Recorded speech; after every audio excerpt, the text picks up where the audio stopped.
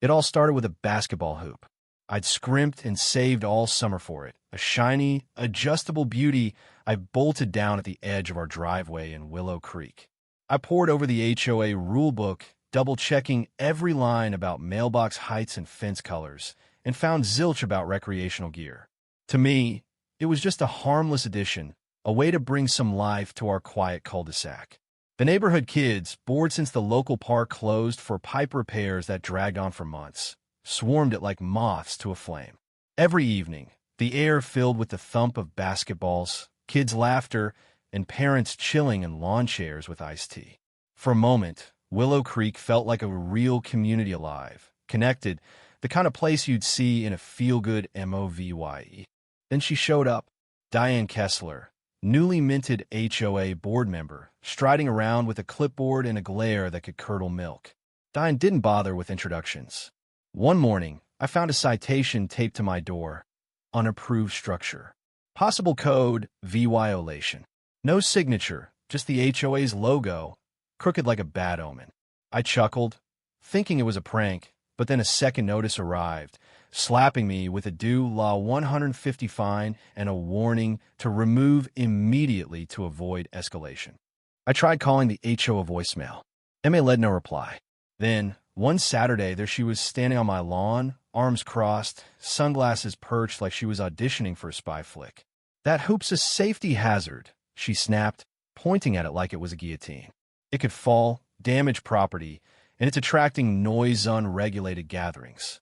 I explained it was professionally installed, well within my property line, but she cut me off. "This isn't a circus, Mr. Torres." I bit my tongue to keep from laughing. A circus? With 3 kids and a couple of folding chairs? That night, a new rule popped up on the HOA's online portal. No permanent recreational equipment in front yards. Tacked on was Diane's clause, letting any board member label something a public nuisance on a whim. The timing wasn't subtle. Diane was gunning for my hoop, and she wasn't playing fair. The next day, while I was shooting baskets with my nephew, she marched by, phone out, snapping pictures. "Documenting for the board," she said with a smirk. I mentioned I'd check the bylaws. She just shrugged. "We update policies when we feel it's necessary." My mailbox started overflowing with HOA newsletters preaching about curb appeal and the dangers of unsuper VY said sports. Diane patrolled daily, clipboard in hand, her yoga pants and Sun VY sore, making her look like a suburban dictator. The VYB in Willow Creek soured. Kids stopped coming over. One dad whispered that Diane was trying to ban his daughter's lemonade stand, calling it commercial active VY tie. Then she went nuclear. While I was at work, she ordered orange cones off Amazon and plopped them around my hoop, scrawling "unsafe area" in chalk. No signature, just her usual cowardice. I complained to the HOA and got a one-line reply. "Board member Diane Kessler is acting within investigatory authority." Authority? This wasn't about the hoop, Anna Maria, it was about control. Diane had declared war on my driveway, and she was about to swing a bigger hammer. One sunny Thursday, I was shooting solo, earbuds in, when a police cruiser rolled up. An officer stepped out, squinting like I'd stolen his lunch. "You the homeowner?" he asked. I nodded, yanking out my earbuds. "Got a report of weaponized equipment, unsecured." I blinked. "You mean the basketball hoop?" He nodded, like it was a riddle. Then Diane popped out from behind a hedge, like she'd been hiding in ambush. "That's the weapon, officer," she said, pointing. "Unsuper VY said teens are using it to intimidate residents. It could tip damaged cars. I fear for my safety." I laughed and can't help it, but the officer's face stayed stone cold. Diane doubled down, while VYing a folder of photos labeled "Unsuper VY said minors."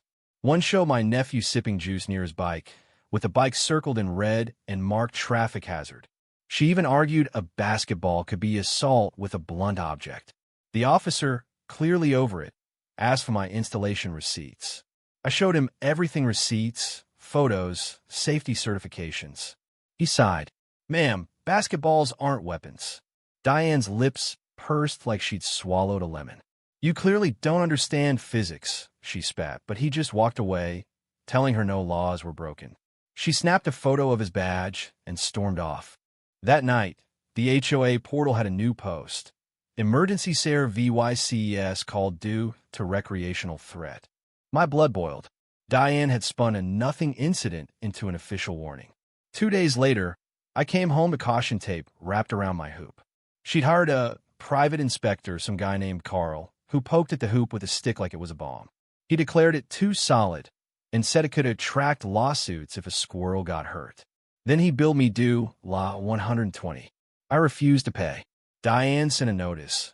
Unpaid fees may reflect negatively on your HOA standing. Neighbors started whispering. One said Diane called their Christmas inflatable a VY Sewell obstruction. Another heard she wanted a barcode bikes. Then came her masterpiece, a petition to protect our streets, remove the hazard hoop. Signatures? Hers, her husband's, and swear to God her cat, registered as an emotional support resident. At the next HOA meeting, she passed out diagrams of my property, labeling the hoop a potential riot zone. I raised my hand. Diane, it's a basketball hoop, not a tank. She snapped. You're acting like a domestic threat. The room went silent. This wasn't about safety. Diane wanted me gone, but she didn't see the counterattack coming. Fed up, I sent a quiet email to the city's zoning office, asking about recreational structures. 3 days later, a zoning officer named Greg called, his voice tight. You're in Willow Creek, Section B?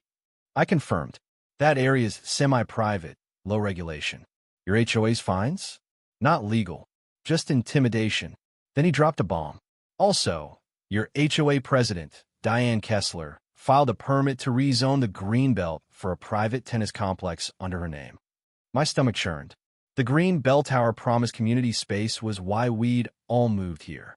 Diane's hoop obsession wasn't about rules. It was about clearing the way for her own cash grab. I printed the zoning docs and brought them to the next HOA meeting, which Diane had conveniently switched to Zoom for safety.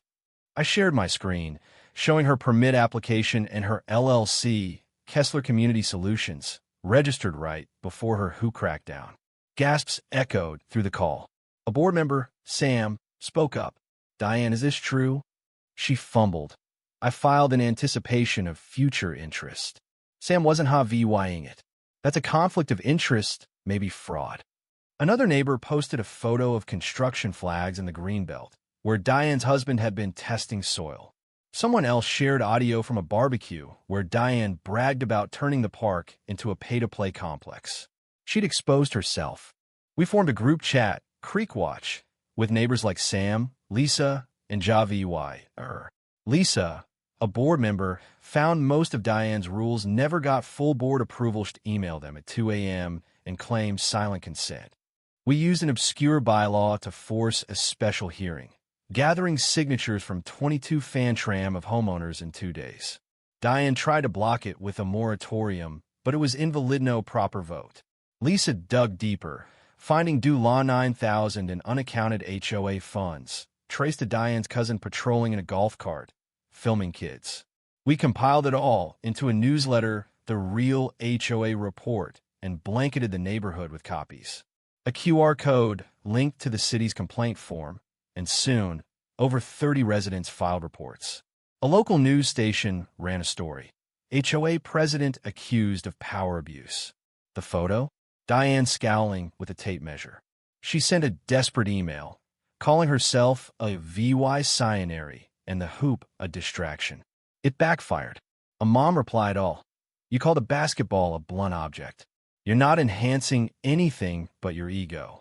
The email chain blew up, exposing Diane's every petty fine lemonade stands, pastel mailboxes, even a pride flag. The morning after, my sidewalk was covered in chalk. Hoop strong, no more tyrants. We weren't just mad, we were united. At the special hearing, Diane showed up in a red suit, clutching messy folders, rambling about misinformation. Lisa stood. I invoke Clause 14.7 personal enrichment through board authority. We have proof of your filings, fund misuse, and unsanctioned actions. Diane froze. That clause hasn't been used in years. Lisa handed her an envelope. You're removed, effective immediately. A neighbor, JaVY, live-streamed it announcing the city's watching. Diane's folders hit the floor. She stammered about lawyers and bolted. The crowd voted to freeze her policies and plan a new election. Kids ran to the hoop, playing like nothing had happened. I planted a sign. This hoop is protected by the people. The city's investigation rolled on. A beige envelope, stamped with the city seal, landed in Diane's mailbox, delivered in front of everyone. Her cat dragged it across the lawn, and a kid's VY Deo caption, "Justice by Fluffy," went VY Lisa uncovered that Diane was never properly elected. She'd ousted the pre-VYS president, Mr. Harmon, while he was in hospital. Harmon, now 80, returned with binders pro-VYing Diane faked votes and blocked audits. The city found she'd misused state grants for her tennis project, with a contractor swearing she lied about owning the Greenbelt. Diane was served a subpoena, and her world crumbled. Her husband emailed everyone, admitting he signed her permits blindly. A judge sentenced her to 6 months of community SARE VYC at the Greenbelt she'd tried to steal, a $24,000 fine, and a 5-year ban from HOA rolls. Outside court, Lisa said, "We're not celebrating punishment. We're celebrating recovery." Diane's punishment was poetic. She scrubbed playgrounds in a vest labeled HOA Reform Volunteer, Super VY, said by Lisa. Kids teased, "Make it shiny, Miss Diane." She swept courts tagged with justice for the hoop. At a block party, the Hoop Heroes Classic, she monitored porta potties while kids won medals on my driveway. Lisa gave her a sarcastic trophy, a clipboard, and a trash can for involuntary SARE VYC. Diane's house went quiet, her Lexus sold, her reputation a meme. The Greenbelt became Unity Commons, alive with taco nights and MOVY e-screenings. My hoop, now the Freedom Rim, got a solar spotlight and a plaque. For the game, for the people, for the win. Willow Creek was reborn, not with revenge, but with joy Diane could never control. So what do you think? Was Diane just a control freak? Or did she have a point about neighborhood rules? Should the community have gone easier on her? Or was her punishment too light? Ever dealt with a Diane in your own neighborhood? Drop your thoughts below, hit that like button, and subscribe for more stories where the little guy dunks on the big ego.